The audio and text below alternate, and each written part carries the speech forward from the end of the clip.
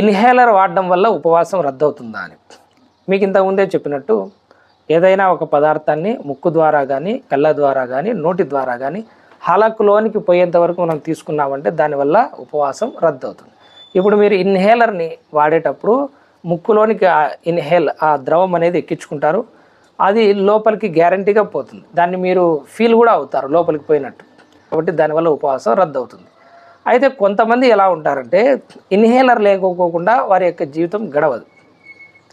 అలాంటి పేషెంట్స్ కూడా ఉంటారు. కానీ ఉపవాసం ఉండే శక్తి ఉంటుంది.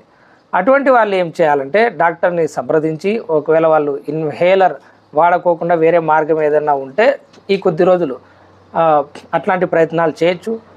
అయినా సరే ఇన్హేలర్ వాడుతూ ఉపవాసాన్ని పాటించాలనుకుంటే మీరు పాటించవచ్చు. అయితే దానికి బదులుగా ముందు జాగ్రత్తగా ఒక ఫిదియా కూడా చెల్లించే ప్రయత్నం చేయండి. ఇన్హేలర్ విషయంలో ఉలమాల మధ్య కూడా